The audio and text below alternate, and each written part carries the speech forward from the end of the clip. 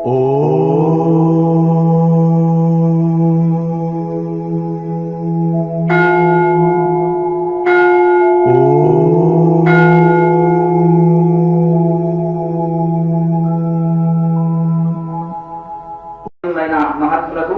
మరియు ఇక్కడ విచ్చేసిన క్రియాయోగ జ్ఞానులు భక్తులు అందరి హృదయంలో చైతన్య రూపంలో ఉన్న భగవంతుడికి ప్రణమిలుచు ఇప్పుడు నశ్రేయో నియమం విన అని భగవద్గీతలో కృష్ణ పరమాత్మ చెప్పిన శ్లోక ప్రకారంగా మనకు నియమం లేని శ్రేయస్సు లేదు. నియమం అంటే మనం ఏ ఆధ్యాత్మిక మార్గంలో మనము ఉన్నత శిఖరాలు అధిరోహించాలంటే తప్పకుండా మనము ఒక నియమాన్ని పెట్టుకోవాలి. కనుక మరి నియమం పెట్టుకుందామా? సాయంత్రం ఇప్పుడు మనకు క్రియాయోగ క్లాస్ కూడా ఉంటుంది. అందుకనే ప్రతిజ్ఞ, ఆ నియమం ఏంటంటే ప్రతిజ్ఞ. కనుక అందరూ కూడా కళ్ళు మూసుకొని చక్కగా చేతి ముందర పెట్టి కళ్ళు మూసుకొని ప్రశాంతంగా ఇది చేయాలి. అందరితో సోదర భావంతో ఉంటాను, నీతి నిజాయితీతో నా బాధ్యతలను నెరవేరుస్తాను, వ్యక్తిగత బాధ్యతగా సమాజ సేవ చేస్తాను, తల్లిదండ్రులను ప్రత్యక్ష దైవాలుగా భావించి గౌరవిస్తాను మరియు వారికి సేవ చేస్తాను. నేను ఇవాళ నుంచి దైవ సూచన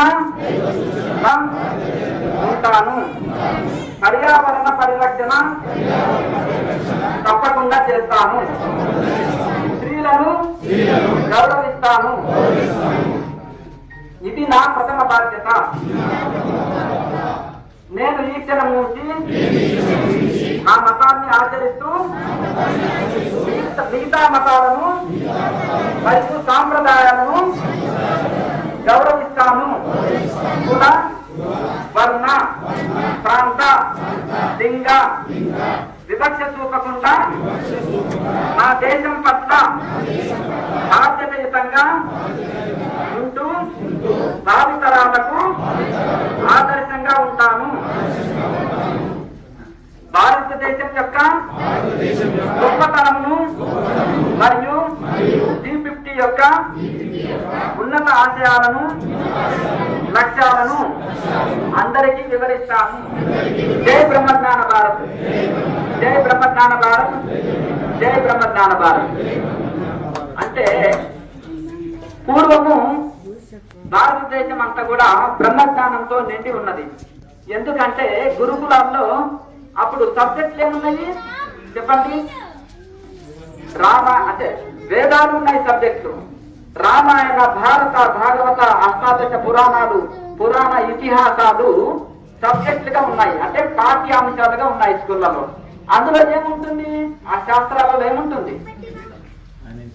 సత్యము, ధర్మము, నీతి, నిజాయితీ, భక్తి, జ్ఞాన, వైరాగ్యాలు, తత్వ ముక్తులు బోధిస్తాయి ఆ శాస్త్రాలు.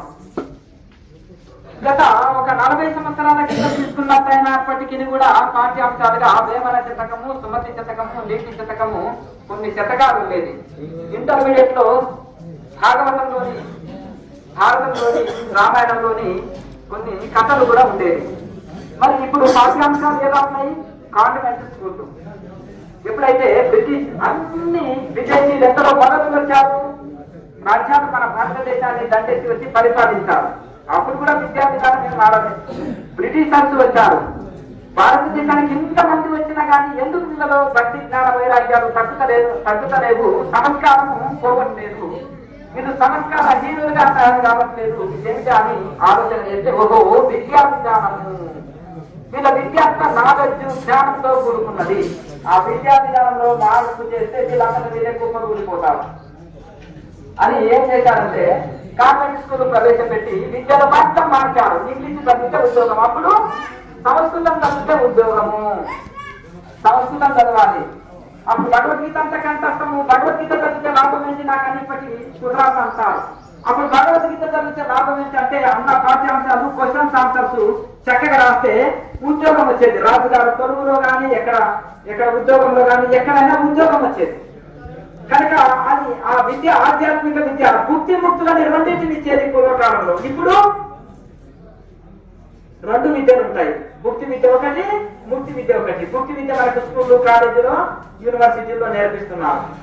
ఇక ముక్తి విద్య ఇక్కడ ఆశ్రమాలలో గురువుల దగ్గర నేర్చుకోవాలి. శాస్త్రాలని, యోగ విద్యని, ధ్యాన విద్యని, ఆధ్యాత్మిక విద్యని, శాస్త్ర విద్యని బ్రహ్మ విద్య అంటారు. ఒక్కొక్క బ్రహ్మ విద్య అయిపోయి అంటారు. బ్రహ్మ విద్య అన్నిటికంటే కష్టమైంది. దీనికి క్రమశిక్షణ అవసరం. దీనికి శాకాహారం తీసుకోవాలి, మరి మాంసం తీసుకోవద్దు, చక్కగా నియమాలు ఉంటాయి, ఇవన్నీ ఉంటాయి. బయట విద్యకి ఇవన్నీ ఉండవు. కనుక ఈ బ్రహ్మ విద్య మన ముక్తి కోసము, బాహ్య విద్య ముక్తి కోసం. బయట విద్య చదువుకోండి, చక్కగా ఇంగ్లీష్ చదువుకోండి, ఇంగ్లీష్ వాడిలాగా ప్రవర్తించకండి, ఇంగ్లీష్ వాడిలాగా డ్రెస్సులు వేసుకోకండి. కనుక మన సంస్కృతి సాంప్రదాయాన్ని పాటించాలి, మన ఆచారాన్ని పాటించాలి. కనుక ఈ యొక్క ముక్తి కోసం మనం బయట విద్య చదువుకొని జీవనోపాధికి ఏదో ఏ రాజకీయ నుంచి తలబలు కొట్టుకుంట కోసము మనం ఆ విద్యని చదివి ఏం చేయాలంటే మనం చక్కగా జీవనోపాధికి వినియోగించుకోవాలి. తర్వాత ఈ మోక్ష విద్యని మనం ఆధ్యాత్మిక సాధనలు చేయాలి. ఎందుకోసం చేయాలి చెప్పండి? ఇప్పుడు స్కూళ్ళలో, కాలేజీల్లో సంస్కారం చెప్పట్లేదు. ఇప్పుడు ఈ బ్రహ్మజ్ఞాన భారత్లో ఆశయాలు ఉన్నాయి. ఈ ఆశయాలు ఏమిటి? క్రియాయోగం ద్వారా మానసిక శారీరక ఆరోగ్యాన్ని రక్షించుకోవాలని ఇంతవరకు చెప్తున్నాం.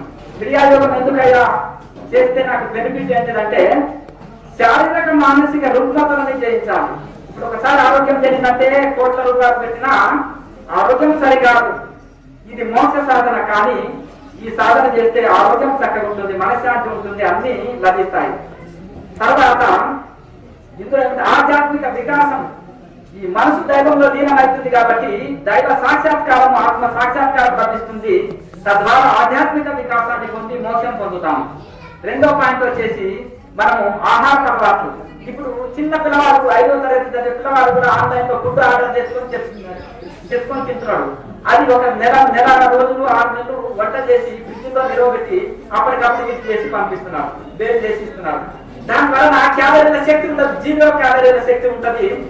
అది మనిషికి ఆరోగ్యం పాడు చేస్తుంది, మనసును పాడు చేస్తుంది, ఆరోగ్యాన్ని పాడు చేస్తుంది. తామసిక నిల్వ పదార్థాలు ఏమి ఆహారం భగవద్గీతలో చెప్పండి. తామసిక ఆహారము, పచ్చళ్ళు, చట్టి పదార్థాలు, ఫ్రిడ్జ్ ఐటమ్స్, పాకిపోయిన ఐటమ్స్. మరి 2 రోజులు ఫ్రిడ్జ్ లో పెట్టి మీకు ఇస్తున్నారంటే సత్య పదార్థమా కాదు? మరి ఆ సత్యది తింటే ఏమంటుంది? భగవద్గీతలో కృష్ణ పరమాత్మ ఏమన్నారు చెప్పండి? తామసిక ఆహారం. ఇక ఫంక్షన్లకి వెళ్ళి డాక్టర్ వచ్చి వండిన అనుకోండి, మసాలా వేస్తే 3 రోజులు పొట్ట పాడవుతుంది. దాన్ని ఆహారం అన్నారు భగవద్గీతలో, రాజసిక ఆహారం అన్నారు. మరి మంచి పాలు, పండ్లు, తేనె, నెయ్యి, కడకండ, చక్కటి శాకాహారం, రుచిగా శుచిగా శుభ్రంగా ఉన్న శాకాహారము తీసుకుంటే అది సత్వగుణ ఆహారం. తినేటప్పుడు పాలు, తాగేటప్పుడు సుఖము, తాగిన తర్వాత సుఖం. వైను రాజసిక పదార్థం. తాగేటప్పుడు కండ్లు మూసి పండ్లు బిగబట్టి తాగితే పొట్టలో అవన్నీ అవయవాలు యాసిడ్ కలవి, పొట్టలో అన్ని అవయవాలు పాడవుతాయి, ఆరోగ్యం పాడవుతుంది.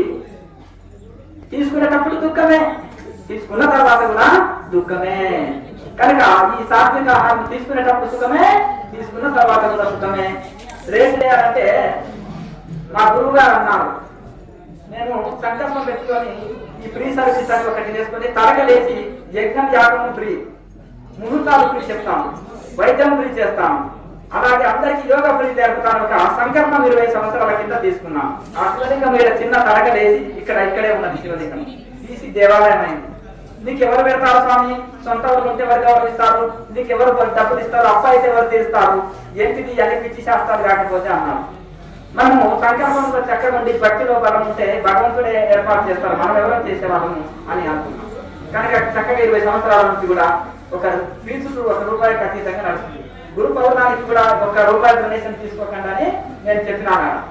దక్షిణ లేకుండా పని చేద్దామన్నా. గురు పౌర్ణానికి ఆ కౌంటర్ లో చందాలు రాపియడం చేయలేదు. పెద్ద ప్రోగ్రాం 600 మంది వచ్చారు మన గురు పౌర్ణానికి. కనుక ఒకటి ఏంటంటే దృఢ సంకల్ప, దృఢ వైరాగ్యము. మనం ఏ పని చేయాలన్నా ఇది తర్వాత మాట్లాడుతుంది. ఇప్పుడు ఇవి ఉన్నాయి కదా మనము. కనుక అలాగే ఆహార తర్వాత సమయపాలన, డిసిప్లిన్. మనం ఏమనుకుంటామంటే క్రమశిక్షణ లేదు, నాకు ఉద్యోగం రావట్లేదండి, నాకు ఉద్యోగం కూడా పెరిగారండి, నాకు ఆరోగ్యం చక్కగా లేదండి, సమయం ప్రకారం తినకపోతే సమయపాలన, ఆహారంలో కూడా సమయపాలనే.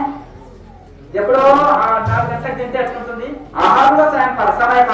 చదువులో సమయపాలన, నిద్రలో సమయపాలన, ఉద్యోగంలో సమయపాలన, నిత్య జీవితంలో సమయపాలన.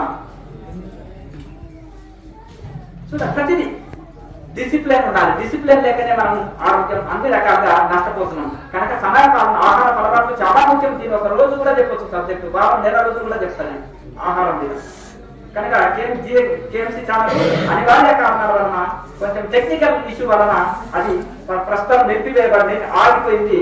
జీకేఎంసీ ఛానల్ మీరు సబ్స్క్రైబ్ చేసుకుంటే ఆహారం ఆహారం పద్ధతులు, అలవాట్లు, ఆహారం మీద అవగాహన, యోగం మీద అవగాహన, యోగము ధ్యానం చేస్తుంటే మీకు వచ్చే సందేహాలు అనేకమైనవి అందులో ప్లేలిస్ట్ రూపంలో ఉంటాయి. అది చూసి మీ సందేహాలు తొలగించుకోండి. ఇప్పుడు ఒక గంట సేపులో స్వామి చెంతన ఉండొచ్చు, కానీ స్వామి మీ చెంతన ఉన్నట్టే. మీ డాక్టర్స్ ఫోన్ ఉంటే స్వామి మీ చెంతన ఉన్నట్టే. కనుక వేల వీడియోలు ఉంటాయి, అది చూసుకొని మీరు ఆధ్యాత్మిక లాభం పొందండి. ఇక్కడ 100 సార్లు వచ్చినా స్వామికి లాభం లేదు, మీరు రాకున్నా స్వామికి నష్టం లేదు. కనుక ఇది మీరు నిజంగా ఈ ఆధ్యాత్మిక లాభం పొందండి, ఈ క్రియాయోగ ధ్యానం చేసి ఆరోగ్య లాభం పొందండి. అదే నాకు ఇచ్చే దక్షిణ. నేను కోరుకునే దక్షిణ, అసలైన దక్షిణ నేను మీ నుంచి ఆశించేదాన్ని. నేను ఎప్పుడు భగవంతునికి నా జీవితాన్ని నన్ను నేను సమర్పించుకొని నేను బ్రహ్మానందంలో ఉన్నాను. మీరు నాకేది పంపు ఇచ్చో, పాలు ఇచ్చో, లేకపోతే డొనేషన్లు ఇచ్చో, డబ్బులు ఇచ్చో, దక్షిణలు ఇచ్చో నన్ను తృప్తి పెట్టలేదు. కనుక మీరు కేవలం సాధన చేసి మంచి గొప్ప స్థితిలో ఉంటే అప్పుడే నేను ఆనందిస్తాను. ఈ జిల్లా కలెక్టర్ గారు 20 సెంటర్స్కి వెళ్ళారు, 20 సంవత్సరాలు ఆధ్యాత్మిక ప్రయాణం చేశారు, అనుభూతి పొందలేదు. ఆ చెంత ఇక్కడే కూర్చున్నాడు, 2 గంటలు స్పెండ్ చేశారు, ఒక అనుభూతి కలిగించి పంపినాడు. జన్మలో ఇప్పటికీ మర్చిపోదు. ఉదయ్ కుమార్ గురువు ఏంటే గుర్తెత్తు తెలుసు, అర్జునికైనా వాడి ఎప్పటికైనా తల చేయలేక కనిపెట్టవచ్చునా విశ్వదాగ్రహం. ఒక సద్గురువు అనుగ్రహిస్తే ఒక శిష్యుడికి నిమిషంలో పరమాత్మ అనుభూతి చేయగలరు. కానీ అతి శరణాగతి, అతి వైరాగ్యము ఆ శిష్యుడిలో ఉండాలి. ఎన్ని సంవత్సరాలు ఉన్నాము గురువు చెంత కాదు, ఎన్ని చోట్ల ఆశ్రమానికి తిరిగిపోతున్నామని కాదు.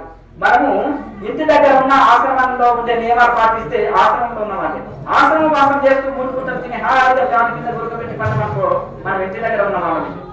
హిమాలయంలో ఉన్నామా, హైదరాబాద్ లో ఉన్నామా, అమెరికాలో ఉన్నామా, ఇంటి దగ్గర ఉన్నామని కాదు, సాధన చేయాలన్నమాట. అట్లాగే దినచర్య, వ్యక్తిగత వికాసం పట్ల అవగాహన కలిగాలి. వ్యక్తిత్వ వికాసం వాళ్ళకి మనుషుల పైన, సమాజం పట్ల, ఆరోగ్యం పట్ల, దైవం పట్ల అవగాహన లేదు. కనుక అవన్నీ వాటిపైన వ్యక్తిత్వ వికాసం మీద వాళ్ళకి అవగాహన కలిగించాలి. తర్వాత కుటుంబ వ్యవస్థ. ఇప్పుడు ప్రేమానురాగాలు ఉన్నాయి. ఇంతవరకు పెద్దలు ఎంతో మంది మాతాజీలు, స్వామీజీలు, పెద్దలు పాట రూపంలో, భజన రూపంలో, ఉపన్యాస రూపంలో మంచి మాటలు చెప్పారు. కుటుంబంలో ప్రేమానురాగాలు డబ్బుతో ముడిపడ్డది. మీ దగ్గర డబ్బు లేకపోతే ఏ బంధువులు, మిత్రులు మీ దగ్గరికి రారు, స్నేహితులు ఎవరు రారు. డబ్బు నడుపు జలం దగ్గర చీమలు వచ్చినట్టు వరుసలు కలుపుకొని వస్తారు. అటువంటి మీరు ఏ రంగం ఉన్నారో పైకి రాండి. మీ అవసరాల కోసము వాళ్ళు తప్పకుండా మీరు పేరు చెప్పుకుంటే వాళ్ళకి గొప్పతనం కనుక వరుసలు జరుపుకొని వస్తారు. కనుక ఈ కుటుంబ వ్యవస్థ చక్కగా ఉండాలి. తల్లి, తండ్రి, అన్న, తమ్ముడు మంచిగా కలిసి ఉండాలి. తల్లిదండ్రులని గౌరవించాలి.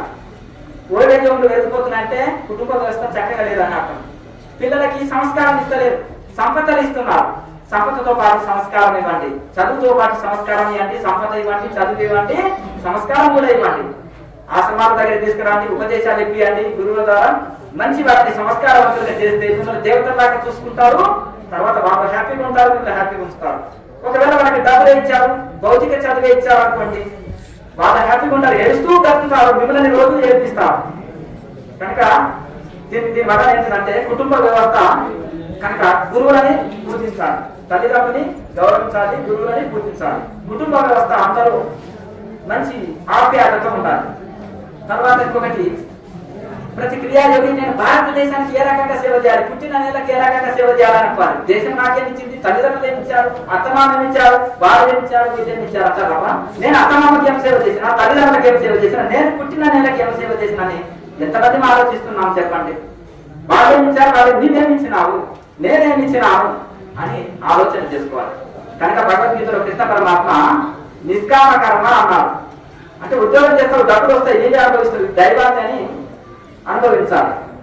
ప్రతి పని ఫలితం వస్తుంది, ఇది కోరినా కోరకున్నా, కానీ ఇది భగవంతుడిది అని దాన్ని అనుభవించాలి. భగవంతుడికి అర్పించి చేయాలి.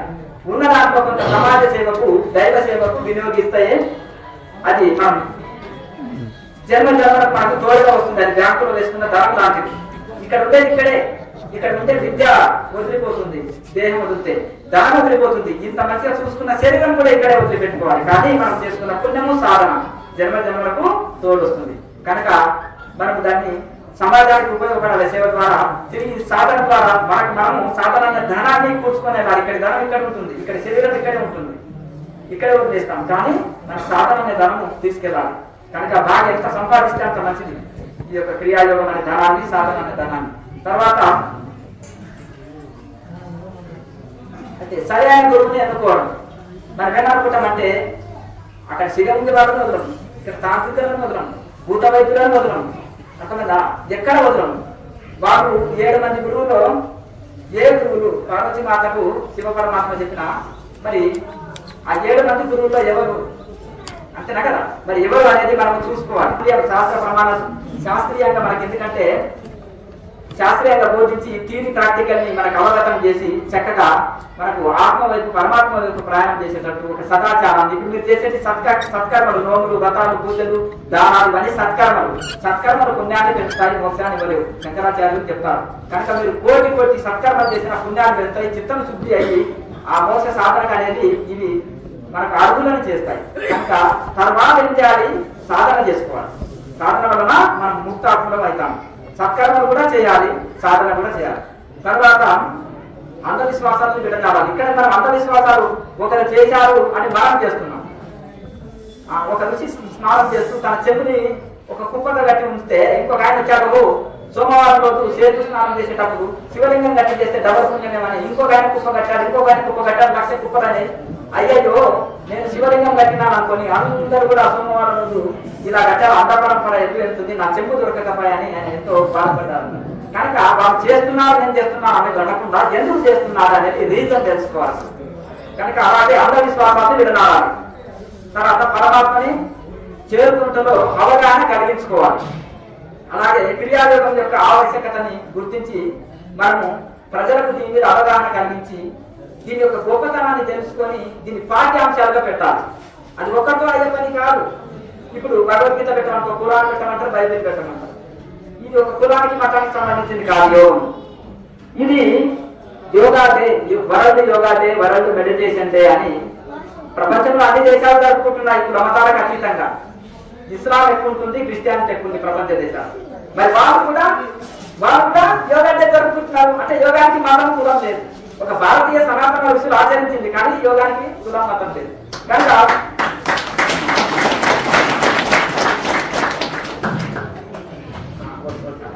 అయితే ఈ రకంగా కులం మతం లేదు కనుక దీన్ని అందరూ యాక్సెప్ట్ చేశారు.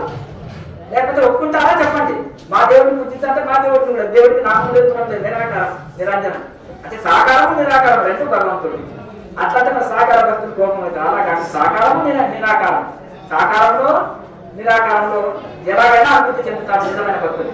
కనుక అలాగే మనము తర్వాత దీన్ని కోటి సంతకాల సేకరణ, ఎందుకంటే ప్రతి ఒక్కరు దీన్ని ఆమోదిస్తే మీ పిల్లలకు బ్రహ్మ విద్య కావాలన్నా వద్దా చెప్పండి? యోగ విద్య కావాలన్నా వద్దా? ఆరోగ్యం కావాలన్నా వద్దా? మనశ్శాంతి కావాలన్నా వద్దా? సంస్కారం కావాలన్నా వద్దా? తద్యాలని మరి గౌరవించి పూజించాలన్నా వద్దా? లేకపోతే అన్నారన్నా చెప్పండి? అన్నం పెట్టదు, అన్నం పెట్టడా తిట్లు పెడతాడు స్వామి అంటున్నాడు. రోజు నా కొడుకు పెడుతున్నాడు, ఏం పెడుతున్నాడు అంటే తిట్లు పెడుతున్నాడు అంటున్నాడు. అర్థలేదు కదా? మరి అన్నం పెట్టాలంటే ఏం చేయాలి? పిల్లలకి సంస్కారం ఇవ్వాలి. సంస్కారం ఇవ్వాలంటే మరి మీ అంతా సంతకాలు చేస్తే ప్రభుత్వాల ద్వారా ఒత్తిడి తీసుకొచ్చి చక్కగా ప్రభుత్వాలు ప్రజల డిమాండ్ని ఒప్పుకుంటారా ఒప్పుకోరా? మద్యానికి పర్మిషన్ కావాలి స్వామి మాకు లేదు నాకు లేకపోతే చెప్పండి. అందరం పట్టుదల ఇది కాదు, లేకపోతే బాలకో వీరికో ఏదో ఒకటి మన క్లబ్కో మా దగ్గర పర్మిషన్ కావాలి. మా గ్రామంలో కాదు కొట్లాడేది. యోగ విద్య నాకు పాఠ్యాంశాలుగా ప్రవేశపెట్టాలని డిమాండ్ చేయాలి ప్రజలు. అప్పుడు పాఠ్యాంశాలు పెట్టిననుకోండి, మా ఆంధ్ర మారుతి స్వామికి నేనే వస్తున్నాను, మొబైల్ ఎక్కువ వస్తున్నారని మాతాజీలు అన్నారు. ఎందుకంటే అమ్మగారి దగ్గర ఎక్కువ పూజలు అవి చేస్తుంటారు. మరి మీరు కూడా మా ఆవిడ మారుతుందంటే ఆమె తీసుకొస్తే ఆమె కూడా మార్పు వస్తుంది. అమ్మగారు కూడా వాళ్ళని తీసుకొస్తే వాళ్ళలో కూడా మార్పు వస్తుంది. చాలా మంది మీరు సామాన్యులు లేదు ఇంట్లో, సంవత్సరానికి ఒక అంటే నెలకు 1 కిలో, సంవత్సరానికి 12 కిలోల బరువు తగ్గి 20-30 కిలోలు బరువు తగ్గిన ఉన్నాం. ఒక వృద్ధుడు గారు నడుచుకుంటూ వచ్చే పెద్ద ఆయన 40 కిలోలు తగ్గారు. ఆయన లేవలేకుండా కూర్చోలేకుండా ఇప్పుడు స్తంభం ఎక్కువ ఎక్కుతారు. అర్థమైంది కదా. పచ్చి కూరగాయలు ఇంకో సంవత్సరం ఉండాలన్నా కూరగాయలతోటే ఉంటారు. నాకు తెలిసి ఇంతగా చెప్పు, మీరు ఉప్పు కారాలు లేకుండా ఎంతమంది ఉండగలుగుతారు? మా భార్య కొండూరు శ్రీనివాస్ గారు ఎక్కడ ఉన్నారు? కొండూరు నరసింహ గారు నిలబడాయి బాబు. ఈయనకు 70 పైన వయసు ఉంటుంది. ఇలాగా లేవలేదు, కూర్చోలేకుండా ఉంటుంది, ఆమెకు 40 ఉంటుంది. మరి ఎందుకు చెప్పండి? నువ్వు యోగం చేయవు, నీకు కాళ్ళ నొప్పులు, నేను యోగం చేస్తాను, నాకేం నొప్పులు లేవు, హాయి ఉన్నా అన్ని నొప్పులు అని అంటాడు. ఎందుకు? ఆ రాజ్యాంగం ఏదైనా చేస్తాడా? నువ్వు కూడా చేసి సాధన, నువ్వు చేస్తలేవు, నీకు సమస్య ఉంది. మరి ఎందుకు కూర్చోండి? ఎందుకంటే ఇక్కడ ఎంత పెద్ద వయసు అయినా కానీ కాదన్నీ వంగుతాయి ఇక్కడ. అర్థం కదా? అర్థందా? ఇక్కడ మన అక్కడ ఇక్కడ తిప్పడానికి పనికొస్తాడు చెరదని ఇక్కడ ఉంటాడు. అతనికి కాళ్ళు రావేసింది. సహజంగా ఆ యువకుడు కింద కూర్చోబోతుండే, ఇక్కడ కూర్చునే కూర్చొని ధ్యానం చేస్తుండే. నాయన నువ్వు కింద కూర్చొని ప్రాక్టీస్ చేయాలంటే, నాకు రావేశ్వర స్వామి నేను చెయ్యను, వేరే దగ్గర పోతే ఏదో కూర్చునే కూర్చొని ధ్యానం చేయమన్నారంటే, లేదు నేను చెప్తున్నా కదా 5 నిమిషాలు కింద కూర్చొని తర్వాత 5 నిమిషాల పైన కూర్చోంటే అలా ప్రాక్టీస్ చేసి 4-5 గంటలు కింద పద్మాసనంలో కూర్చొని యోగం చేసే శక్తి ఎట్లా పొందాడు? ప్రాణాయామ శక్తితోటి. ఆ 4 శక్తి అయితే కనుక నా వల్ల కాదు, నేను చేయలేను అంటే వద్దు అందరు. మా బాలచంద్ర వంటలు చేస్తున్నాడు, 65 సంవత్సరాలు పెట్టుకుని అపో లెక్క అంటే కోచి ఎక్కినట్టు తెస్తున్నాడు. అప్పుడు వందలే, చేతులు వందలే, కాలు వందలేదు. ఇప్పుడు ఆయన శరీరం 20-30 కిలోలు బరువు తగ్గి మనిషి శరీరము ఒక అద్భుతి పింజలాగా చాలా స్ప్రింగ్ లాగా అయిపోయింది. అన్ని ఆసనాలు వేస్తాడు. ఎట్లా సాధ్యమైంది? ఏకలవ్య శిష్యుడు. ఎందుకంటే నా వీడియో చూసి నేర్చుకున్నాను. అసలు అనే వీడియోస్ నేను 2014లో పెట్టిన, ఆ వీడియో చూసి నేర్చుకున్నాను. అర్థమైనా? కాదేది సాధ్యం మనిషికి. ఎందుకు నేను ఏం చెప్తా అంటే, యోగం సబ్జెక్ట్ గా పెడితే పిల్లలు అట్లా మంచి ఆరోగ్యాన్ని చక్కగా గొప్పవాళ్ళు అవుతారు ఆధ్యాత్మికంగా. తర్వాత సైబర్ క్రైమ్. ఈ చదువుకోని వాళ్ళు పెద్ద ఫోన్ వాడడం తక్కువే, కానీ చదువుకున్న వాళ్ళు కూడా సైబర్ క్రైమ్ లో మోసపోతున్నారు. బెట్టింగ్ యాప్లని, బెట్టింగ్ ఆడితే వాడే కంపెనీ వాడు ఏమన్నా లారీలో డబ్బులు పెట్టుకున్నారా, చెట్లకు కాస్తున్నాయి డబ్బులు. మనకు 10 రూపాయలు లాభం పెడితే 1000 రూపాయలు లాభం కొడతారు. మళ్ళీ ఇది కూడా చేస్తారు. ఇదే కాకుండా ఆడవాళ్ళు మొగోళ్ళ చాటింగ్ చేసి బ్లాక్ మెయిల్స్ తోటి డబ్బు పోగొట్టుకొని రోడ్డున పడుతున్నాయి సంసారం. బెట్టింగ్ యాప్స్ వలన మొత్తం డబ్బులు కోల్పోయి ఒక్కొక్కరు ఎంతో లాస్ అయి వేసుకుంటున్నారు. బయటికి చెప్పుకోరు. అమ్మగారు కూడా ప్యాకెట్ పైన అంతా ఆడి పోగొట్టుకొని ఎప్పుడు ఏడుస్తూ కూర్చుంటారు. భర్త కూడా చెప్తే మన చివార్లు పెడతారు. ఎప్పుడు అడిగినా నువ్వు మొత్తం పోగొట్టావు నువ్వు అని ఆయన ఏం చేస్తాడు? ఎప్పుడు చివార్లు పెడతారు అనే ఉద్దేశంతో చెప్పుకోరు బయట కూడా. అట్లా ఈ రకాలుగా ప్రతి ఒక్క వ్యసనంగా మారిపోయింది. కనుక ఈ సైబర్ క్రైమ్ పట్ల ప్రతి ఒక్కరి పైన అవగాహన కలిగించాలి. ప్రతి విషయం మీద అవగాహన కలిగించడం కోసమే మనం జిల్లాల వారిగా సంచరించి దీన్ని క్రియాయోగ వ్యాప్తితో పాటు వాళ్ళకి ఈ యొక్క ఆధ్యాత్మిక వికాసం కలిగించాలి. తర్వాత వాళ్ళ పైన వాళ్ళకి నమ్మకం కలిగించాలి, భక్తి విశ్వాసాలు కలిగించాలి. వాళ్ళని అన్ని అంశాల మీద అవగాహన కలిగించి ఆధ్యాత్మికంగా అభివృద్ధి పొందేటట్టు చేయాలి. తర్వాత భారతీయ శాస్త్రాలు ఉన్నాయి. ఆ శాస్త్రాలు అలాగే సంస్కృతి, మన సంస్కృతి కట్టుదిట్టుబట్టు లేదు. ఇప్పుడు చూడండి విదేశాల్లో ఇప్పుడు కొంతమంది ఆ హరే రామ హరే కృష్ణలో వాళ్ళు చూడండి దోషులు కట్టుకుంటున్నారు. అయ్యగారు అమ్మగారు మంచి చక్కగా చీర అలంకరించుకొని పూలు పెట్టుకొని చక్కగా సంస్కృతి ఆభరణాలు ధరించి ఎంత చక్కగా పాలినర్స్ కూడా మన సంస్కృతిని ఇష్టపడుతున్నారు. అలాగే మన సంస్కృతిని మనం మరవరాదు. మన సంస్కృతి మన సాంకేతికాన్ని కూడా మనము మరవరాదు. సాంకేతిక పరిజ్ఞానాన్ని విశ్వవ్యాప్తి చేయాలి మరియు రక్షించుకోవాలి. అలాగే పర్యావరణాన్ని పరిరక్షించాలి. పర్యావరణాన్ని మనం నాకెందుకులే అని ఇంటి అని చెత్త ఆ ఇంటి ముందర వస్తారు, అమ్మగారు ఆ ఇంటి ముందర వస్తుంది. అట్లా కాకుండా చెట్లు నాటుకోవాలి. మన ఇంటి ముందర పిల్లలు వస్తారో లేకపోతే గుడి దగ్గర, బడి దగ్గర, లేదా చక్కగా చెరువు పక్కన, రోడ్డు పక్కన చెట్లు నాటాలి. ఒక 4 చెట్లు నాటాలి. మన వంతు దాంట్లో ఆశ్రమం అన్ని చెట్లు నాటుతాం మనం. అట్లా ఆ చెట్లు నాటుకోవాలి. అలాగే మన వంతుగా కొన్ని చెట్లు నాటాలి. తడి చెత్త పొడి చెత్త వేరుగా చేసి ఇవ్వాలి. ఈ విషయంలో మున్సిపాలిటీ వాళ్ళకి సహకరించాలి. పర్యావరణ పరిరక్షణలో భాగంగా ప్రభుత్వాలకు కూడా మనం సహకరించాలి. చెరువులను రక్షించుకోవాలి, కాపాడుకోవాలి, నీటిని రక్షించుకోవాలి, గాలిని రక్షించుకోవాలి, భూమిని కూడా మనకైతే కవర్స్, ప్లాస్టిక్ కవర్స్ ఇవి భూములు వేస్తే ఆ యొక్క మనం బోర్ వేసినప్పుడు ఆ వాటర్ని తాగిది అవుతాం. కనుక ఆ రకంగా పర్యావరణాన్ని పరిరక్షించడంలో ప్రతి ఒక్క క్రియాయోగి కూడా కంకణం కట్టుకోవాలి. కనుక ఆ విధంగా మనము ఈ యొక్క ప్రతి ఒక్కరు బ్రహ్మజ్ఞాన బాలకై నడవాలి, నడిపించాలి ప్రతి ఒక్కరు కూడా.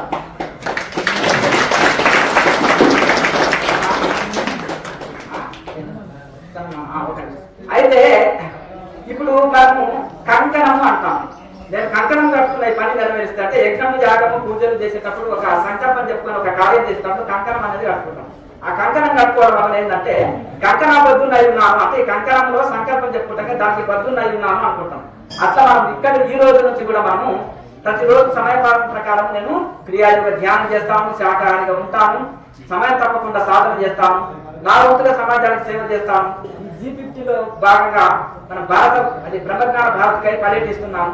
G50లో భాగంగా ఈ ఆశయాల కోసం మేము మన యొక్క బ్రహ్మజ్ఞాన భారత్కై నడిపిస్తామని మీరు తప్పకుండా ఆ యొక్క సంకల్పం తీసుకోండి. ఇంకొకటి మనము ప్రతి జిల్లాల వారిగా మనం యొక్క క్లాసులు పెడుతున్నాం. మీ జిల్లాలో ఎవరు సహకరిస్తారో అక్కడ నోట్బుక్ ఉంటుంది, వ్యాలంటరీ నోట్బుక్ అని. మీ వయసు అంటే మీ పేరు, ఉద్యోగము, వయసు అవన్నీ అందులో రాసుకోండి. తర్వాత మీకు టెక్నికల్ గా ఏదైనా వర్క్ వచ్చింది అనుకోండి, అందులో మీ ఎక్స్పీరియన్స్ ఏంటి అవన్నీ కూడా రాసి మీరు సమాజ సేవలో మనము పాల్గొనాలి. ఇప్పుడు నాకెందుకు లేని వ్యాసనం అనుకుంటే వేదాలు వచ్చేది కాదు, నాకెందుకు లేని శంకరాచార్యులు అంటే అద్వైత ధర్మం ఇప్పుడు పరంపర కొనసాగేది కాదు. నాకెందుకు లేని మేము అనుకుంటే మా గురువులు చివాట్లు పెట్టి ఇదే చెప్పారు. నేను హిమాలయంలో కేదార్నాథ్ లో కొండ గుహలో 6 సంవత్సరాలు ఉన్నప్పుడు అక్కడక్కడ తిరుగుతూ యాత్రలో అక్కడే సాధన చేసుకుంటూ తిరిగేటప్పుడు మా గురువు గారు చివాట్లు పెట్టారు. నాకెందుకంటే ఎట్లా అని మళ్ళీ సమాజానికి వర్తిస్తే మళ్ళీ నేను వచ్చేసి అక్కడ దాతాశ్రమంలో అక్కడ తపస్సు చేసుకున్నా మౌనం బట్టి. మళ్ళీ ఇక్కడికి వచ్చి కొంతకాలం తపస్సు చేసుకున్నాం. మళ్ళీ మా గురువులు ఆజ్ఞాపిస్తే 2014లో పుస్తకాలు రాసి మన తెలుగు రాష్ట్రాలంతా తిరిగినాము. తర్వాత గురువుల ఆజ్ఞ ప్రకారమే కేఎంసీ ఛానల్ వచ్చింది, క్రియాయోగ వ్యాప్తి జరుగుతుంది. కనుక మన కోసం కాకుండా దైవ ప్రేరణతోటి గురువుల ప్రేరణతోటి మనం చేయవలసి వస్తుంది. మనకు అక్కడ లేకుండా మన పెద్దలకు గౌరవించి సమాజ సేవానికి ప్రతి ఒక్కరు కూడా తన వంతు కృషి చేయాలి. ఇంకొకటి జిల్లాల వారిగా నేను మీ జిల్లాలకు వస్తాను. ఎంతమంది వ్యాలంటరీ సర్వీస్ చేస్తారు మీ జిల్లాలో? చేతులు ఎత్తండి చూద్దాం.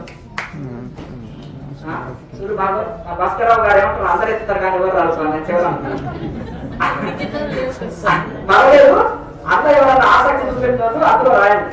రాస్తే మీ జిల్లాలో మీరు వ్యాలంటరీ సర్వీస్ చేయండి, మీరు క్రియాయోగం చేయండి, మీ కుటుంబ సభ్యులని చేసేటట్టు చేయండి, మీ ఫ్రెండ్స్ ని చేసేటట్టు చేయండి, మీ జిల్లాలో మీ ఊరి వాళ్ళని కూడా క్రియాయోగులుగా తయారు చేయండి. అంటే ఆ విధంగా మీ జీవితాంతం మిమ్మల్ని మర్చిపోరు. మనకు ఆరోగ్యం చక్కబడి మనశాంతిగా ఉండి ఆధ్యాత్మికంగా ఎదిగినప్పుడు మనం మర్చిపోరు. జన్మలో ఒక మంచి పనిలో భాగస్వామ్యం చేయాలి, ఒక మంచి పనిలో నడిపించాలి మన బంధుమిత్రులను.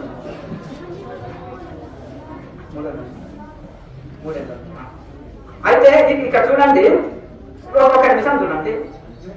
నేను ఒక సంకల్పం మీకున్నట్టు పాటు కోరికలు ఉంటాయి. ఏం కోరికలు అంటే మీరు ఏమంటారు, మంచి కారు ఉండాలి, బిల్డింగ్ ఉండాలి, మంచి హోదా ఉండాలి, గౌరవం ఉండాలి, డబ్బులు బాగుండాలి, నిండా నగలు ఉండాలి, అమ్మ అవునా కదా. మంచి అబ్బాయి ఉంటే 5 ఉండాలి, మంచి మోటార్ బైక్ ఉండాలి, మంచి కారు ఉండాలి అని ఉంటుంది. మా కోరికలు ఏంటంటే ఒక మంచి మతం కట్టాలి, అందరికి ఫ్రీగా భోజనం పెట్టాలి, ఫ్రీ రూమ్ ఇవ్వాలి, ఫ్రీగా వాళ్ళకి యోగా నేర్పాలి, సమాజ సేవ చేయాలని మాకు కూడా స్వార్థం ఉంటుంది. మా స్వార్థం అంటే సమాజంలో అందరూ బాగుండాలి, అందరిలో మనం ఉండాలి. అయితే నేను అనుకున్న సంకల్పంలో అనివార్య కారణంలో కొంచెం లేట్ కావచ్చు. అయితే ఋషికేశులో ఒక 500 మంది నిత్యం స్థిరంగా ఉండి భోజనం చేస్తూ జీవితాంతం అక్కడ ఉండేటట్టు ఏర్పాటు చేస్తుంది. 500 మంది ఒకేసారి భోజనం చేయొచ్చు, ఒకేసారి పడుకోవచ్చు, ఒకేసారి యోగం చేయొచ్చు, ఒకేసారి అక్కడ స్థిరంగా ఉండొచ్చు. 500 మంది పోతే 500 మంది రాగలుగుతారు. దానికి ఎవరిని రూపాయి స్వామి అడగరు, ఎవరిని ₹1 అడగరు. మరి ఎట్లా వస్తుంది స్వామి అంటే ఈశ్వరుడు చేసేవాడు. దృఢ సంకల్ప అర్థమైంది కదా.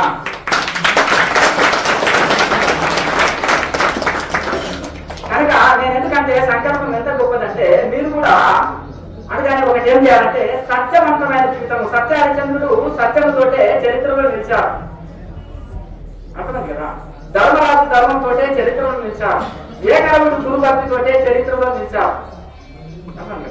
అట్లాగే ఈ విధంగా ఒక మంచి స్నేహంతో కృష్ణార్జునుడు, ఒక మంచి మిత్ర స్నేహంతో ఒక దాసతిలాగా అర్జునుడు దాసభక్తితోటి దాసభక్తితోటి హనుమంతుడి చరిత్రలో నిలిచారు. ఒక మంచి మిత్రుడిగా అర్జునుడి చరిత్రలో నిలిచారు. మనం కూడా ఆదర్శమైన గృహస్థులుగా, ఆదర్శమైన భార్య భర్తలుగా, ఆదర్శమైన గురు శిష్యులుగా, ఆదర్శమైన పౌరుడిగా మనం ఉండాలి.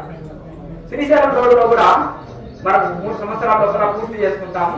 త్వరలో శంకుస్థాపన కూడా చేస్తాం. అక్కడ కూడా ఒక 500 మంది స్థిరంగా ఉండి సాధన చేసుకోవచ్చు. మీరు ఎన్ని రోజులున్నా ఫ్రీ భోజనము, ఫ్రీ రూము, ఫ్రీ ఫుడ్, లేనా బస్సు తిరిగి ఆనందం. నేను చెప్పినాను, కంఠంలో ప్రాణం ఉన్నంత వరకు ఆశ్రమం ఎన్ని బ్రాంచీలు చేసినా ₹1 కూడా ఫీజు తీసుకోరు.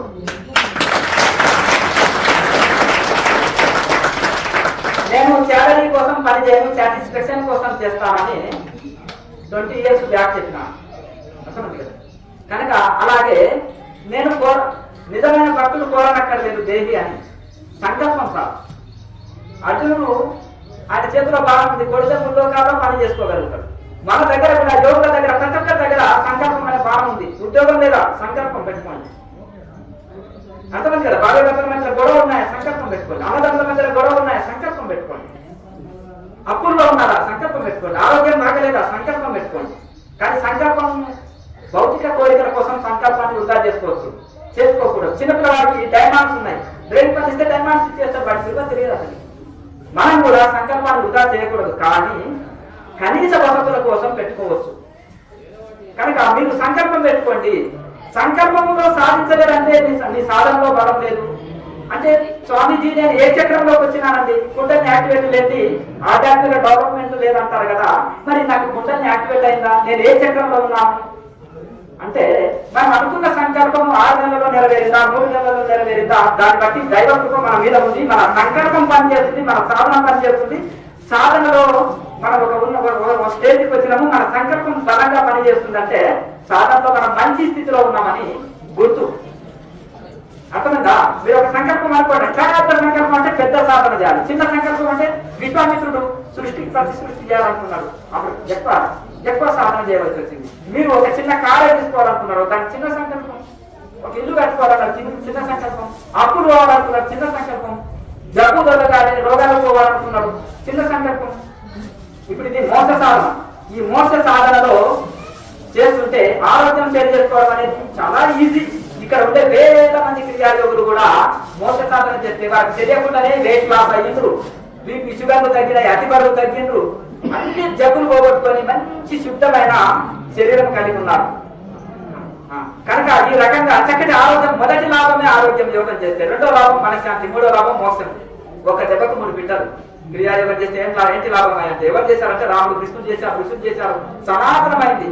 ఇది ఉపనిషత్తు సారమే, భగవద్గీత ఉపనిషత్తు సారమే, పతంజలి సూత్రాలు యోగోపనిషత్తుల సారం, పతంజలి సూత్రాల సారమే తపస్వాధ్యాయ ఈశ్వర ప్రధానాన్ని క్రియాయోగ. ఆ యొక్క పతంజలి మహర్షి చెప్పిన క్రియాయోగాన్ని బాబాజీ మహారాజు ఆయన ప్రథమ శిష్యుడు. వారు ఏంటంటే ఈ సాధన చేసి మృత్యుంజయుడిగా మారారు గురువు అనుగ్రహంతో. మృత్యుంజయుడు కావచ్చా గురువు గారు అంటే కావచ్చు, నాయన నువ్వు మరో మార్గంజయుడిగా కావచ్చు అంటే కావచ్చు.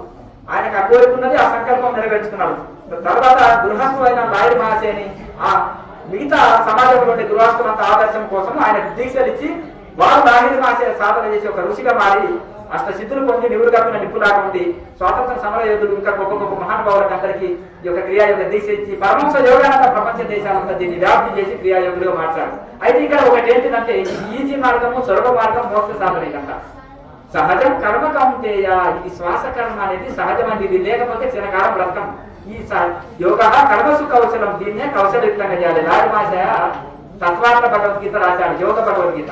యోగ వ్యాఖ్యాన భగవద్గీతలో భగవద్గీత మొత్తం 60 వర్గాలు. కౌరవులు అష్టాంగ యోగం, పాండవులు దుర్గుణాలే కౌరవులు, సద్గుణాలే పాండవులు. శ్వాసని బాణాలు, క్రియాబాన్ శ్వాసని బాణాలు కొడితే దుర్గుణాలని కౌరవులు చనిపోతారు. స్వామి నేను అన్ని నాకు ఇంద్రియాలు ఎన్నో సుఖభోగాలు ఇస్తున్నాయి, నా బంధువులు వాళ్ళు చంపుకుంటే నేను సుఖంగా ఉంటాను, నా ఇంద్రియాలు సుఖాన్ని ఇస్తాను, సుఖభోగాలు పంచపక్ష పరమాణాలు పెట్టినా నా నాక రుచి కూడకపోతే అదేంటి లాభం చెప్పండి. నా కారు బిల్డింగ్లు నేను అనుభవించకపోతే, నా ఇంద్రియాలు పనిచేయకపోతే నాకేంటి లాభము అని అర్జునుడి యొక్క డౌట్. ఈ ఇంద్రియాలు నిన్ను చెప్పినట్టు వినకపోతే ఇక్కడ నీకు సుఖం లేదు, పైలోకాలు ఎలా సుఖపడతావు? ఇంద్రియాలు చెప్పినట్టు వింటే ఇక్కడ బ్రహ్మానందాన్ని పొందుతావు, ఇక్కడ చక్కగా ఆనంద స్థితిలో ఉంటావు, అంత్యంలో ముక్తి పొందుతావు. అర్జున అందుకనే క్రియ చేయాలి, సహజం కర్మ కాం చేయాలి. జీవించటకైనా శ్వాసక్రియ మనకు తెలియకుండా సహజం కర్మగా ఉంటాయా అజమ గాయత్రి అంటారు. మనకు తెలియకుండా రాత్రిపూట కూడా జరుగుతుంది కదా, ఇంకా నేను కొత్తగా చేయడం ఏంటి అంటాం. కానీ కౌశలయుక్తంగా చేయాలి. అది చేసినప్పుడు అదే ప్రాణాయామయుక్తంగా రేచక పూరక కుంభక, దాన్ని కౌశలయుక్తం అంటే రేచక పూరక కుంభక. ఆ యుక్తంగా చేసినప్పుడు ఏమవుతుంది? క్రియా నిష్కామ కర్మ చేస్తే నష్కర్మ స్థితి లభిస్తుంది, క్రియ చేస్తే నిష్క్రియ స్థితి క్రియాపరావస్థ. క్రియ అంటే శ్వాసక్రియ చేస్తే క్రియాపరావస్థ అంటే శ్వాస లేని స్థితి. అక్కడ గుండె శ్వాసని నాటికి అన్ని ఆగిపోయి సహజ స్థితిలో నిర్వికల్ప సమాధి స్థితిలో నిలిచి ఆ యొక్క ముక్తావస్థని పొందుతాము. క్రియ చేస్తేనే క్రియాపరావస్థ పొందుతాము, నిష్కర్మ కర్మ చేస్తేనే నైష్కర్మ స్థితి పొందుతాము. ఇక్కడ క్రియ అంటే శ్వాసక్రియ. కనుక సమయం చాలా అయింది, సాయంత్రం మనకు క్లాస్ కూడా ఉంటుంది వచ్చిన మనకు. కనుక ప్రతి ఒక్కరు కూడా క్రియాయోగం చేయండి. మీ మీ జిల్లాలో వ్యాలంటీర్గా చేయండి. వ్యాలంటీర్ బుక్ అక్కడ ఉంటుంది, దాన్ని అందులో మీ పేరు నమోదు చేసి మీరు వ్యాలంటీర్ సర్వీస్ సమాజ సేవ అందించండి. తర్వాత సంస్థ మీరు చేయకూడదు వ్యాలంటీర్ సర్వీస్ తప్ప, అర్థం కదా. కనుక మీరు అవగాహన ఉన్న వాళ్ళు వ్యాలంటీర్ సర్వీస్ చేయండి. నా ఆశయము గోయింకాపల్లికి పరిమితం కాకుండా జిల్లాలు, రాష్ట్రము, భారతదేశమే కాకుండా ప్రపంచ దేశాల్లో క్రియాయోగ వ్యాప్తి నా యొక్క లక్ష్యం. తప్పకుండా దేశ విద్యార్థులలో దీని వ్యాప్తి తప్పకుండా చేస్తాం. కనుక ఇంకోటి ధర్మ మార్గము. ఇప్పుడు మనం ధర్మ మార్గము ఇప్పుడు సరే కర్ణుడు గొప్పవాడే, చాలా గొప్పవాడైనా, కానీ కృష్ణ పరమాత్మ కష్టాలు వచ్చినాయి. జైల్లో పుట్టాడు, రాక్షసులు అటాక్ చేసినాయి, చిన్నప్పుడు రకరకాల కష్టాలు పడ్డాడు, కానీ ధర్మం తప్పలేదు. మరి అర్జునుడికి కర్ణుడికి కష్టాలు వచ్చినాయి, కానీ ఆ సీటు కోసం దుర్యోధనుడి పక్షం పోయే వరకు ఆయన కొంత అపకీర్తి పొందగలిగాడు. కనుక మనం మంచి వాళ్ళే కావచ్చు, కానీ మనం అనుసరించిన పక్షము ద్వారా కొన్ని కష్టాలు పొందుతాం. నేను స్వయంగా చూసిన సాధువుల్లో కూడా మా మిత్రులు కూడా పీఠం కోసం గురువులు చేసిన వాళ్ళు ఇప్పుడు జిల్లాలో ఉన్నారు. లెక్క అంటున్నా అది ఎందుకంటే అది మరి ఇది ఇప్పుడు మేము సైలెంట్ గా గుహలో కూర్చుంటే గురువు గారు పిలిచి నాయన సేవ చేసి ఏం కావాలని నేను ఇస్తున్నాను. అట్లా గురువు గారు ఏమన్నా తెలుసా, ఇప్పుడు కొంతమందిని స్వాములు అని భక్తులు సేవ చేస్తారని నేను పరిచయం చేసిన మంచి వైద్యుడా వీరుడు శివుడు అని చెప్పబడితే పాతాళానికి పడిపోయేటట్టు చేశారు. నన్ను ఏంటిది మోసం చేశారు, కోట్ల రూపాయలు దోచారు. ఆ మంచి నా దగ్గర ఏడ్చారు, స్వామి నువ్వు చాలా గొప్పవాడు, నీలాగానే అందరూ అనుకొని 10 చోట్ల మోసపోయి నీవు చెప్పిన వాళ్ళనే కరెక్ట్ ఉంటారు కానీ ఆడిపోతే వాడు పాతాళానికి దొక్కేశాడు. ఇదేం స్వామి అంటే నేను 10 మందికి సేవ చేద్దామని మెడిసిన్ లోకి వస్తే ఇంటర్నేషనల్ కంపెనీలు గోవిందపల్లి స్వామిని టార్గెట్ చేసింది. నాకు ఎవరంతా ఉన్నారు, నా గురువులు అందించారు, దాని అంతా ప్రజలకు దానం చేసేసి మళ్ళీ మేము దరిద్రాన్ని మళ్ళీ పెద్దని ఎత్తున పెట్టుకుంటామా, జన్మనాలకి ప్రవేశించాను. అర్థమైంది కదా. నేను ఒక శబ్దం పట్టినాను, మళ్ళీ నేను మెడిసిన్ చేయను అని ఆ తర్వాతకి మొక్కుకున్నా. అర్థమైంది కదా. నాకు వచ్చిన విద్యనే కానీ ఇక నేను చేయను, జన్మలో ఈ మెడిసిన్ చేయాలని ఈ యొక్క ప్రామిస్ చేసుకున్నా, సుఖంగా వెళ్ళిపోతుంది. మా గురువు పిలిచి నాయన బాగా సేవ చేస్తున్నావు, ఇది కాదు సేవ చేసేది ఇది అని ఆధ్యాత్మిక సేవ సాయమైపోతుందని పిలిచి ఇక వాళ్ళు వసతులు ఆశీర్వదించి ఈ రకంగా సమాజ సేవ చేస్తున్న వారిని వాళ్ళు ఆశీర్వదించి ముందుకు పంపించారు. ఇక మన సేవా కార్యక్రమాలు సమాజం అంతా చక్కగా 3 పూలు 6 కాయలుగా నడుస్తాయి. కనుక ప్రతి ఒక్కరు కూడా నేను పుట్టిన నేలకు ఏ రకంగా సేవ జననీ జన్మభూమి స్వర్గాలపి గరీయసి శ్రీరామచంద్రుడు అంటారు. పుట్టిన నేల అంటే మనం కన్న తల్లి మరియు కన్న నేల, మనము పుట్టిన నెల స్వర్గానికంటే గొప్ప అంటారు. కనుక మనము పుట్టిన ఈ భారతదేశానికి ప్రతి ఒక్కరూ సేవ చేయాలి. కనుక మీ వంతుగా కూడా బ్రహ్మజ్ఞాన భారత్లో మీరు తప్పకుండా సర్వీస్ అందిస్తారని నేను ఆశిస్తున్నాను. అక్కడ కూడా చెప్పండి, పూర్వం ఉన్నది బ్రహ్మజ్ఞానంతో కూడిన భారతదేశం, ఇప్పుడేమైంది అజ్ఞానం భారత్గా మారుతుంది. ఇప్పుడిప్పుడే ఇంకా సగం 50% అయింది. కనుక కట్టు చుట్టూ బొట్టు మారాలి.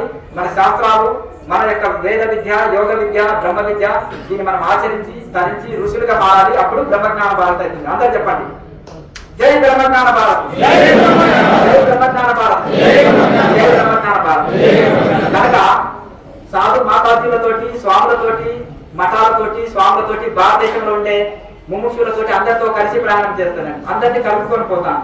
మరి మాతాజీ అమ్మవారు కూడా నా మాతృ స్వరూపులు, వారు కూడా నా లక్ష్యానికి సహకరిస్తారని నేనే సభాముఖంగా మాట తీసుకుంటున్నాను. అందరూ కూడా కలిసి నడుస్తాము, దీన్ని బ్రహ్మజ్ఞాన భారతిగా చేద్దాము, కలిసి నడుస్తాము, నడిపిద్దాము. అందరు కూడా ఈ రకంగా